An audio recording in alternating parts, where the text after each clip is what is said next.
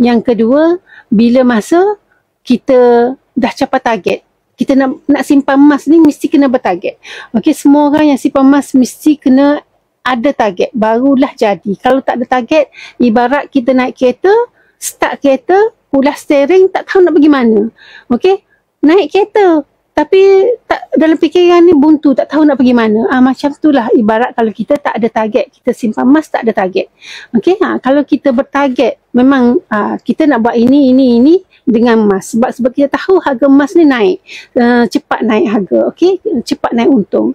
Bermakna kita dah set dalam minda kita target kita nak buat apa-apa, bermakna kita akan fokus pada pertambahan gram emas. Kita tambah selalu, ada duit kita tambah, ada duit kita tambah. So cepatlah capai target. Okey, sama ada kita nak, kata kalau nak rasa nak pergi umrah, simpanlah 5 dinar. Simpan 5 dinar ni dah boleh dah pergi umrah.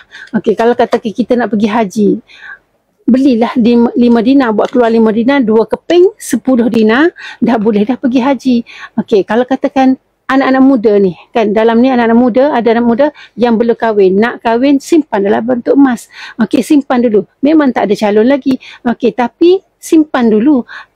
Kan kita kata simpan sebelum kita nak guna. Kita simpan sebelum kita nak pakai emas tu. Okey, sebelum tak ada apa-apa. Masa kita ada duit, kerja, boleh kerja, ada duit, badan sihat, kita simpan dalam bentuk emas ni. Okey, simpan, bila nak pakai, benda tu dah tersedia ada. Okey, kalau anak muda nak kahwin, okey, simpan dalam bentuk emas dulu. Bila nak kahwin, bolehlah orang kata rahnukan dulu, dapat duit dan boleh gunakan duit itu untuk belanja kahwin. Dan kalau katakan nak buat nak kahwin kan, ni 1 dinar ni boleh buat apa tu, mas kahwin.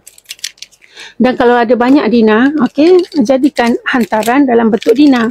Okey, jadikan hantaran dalam bentuk dinar. Kumpullah, simpan banyak-banyak dan buat keluar, jadikan hantaran dalam bentuk dinar, lagi bagus daripada kita bagi duit kepada bakal isteri kita. Okey, sebabnya apa? Sebab kalau kita simpan dalam bentuk emas ni, dia lebih berkekal lama.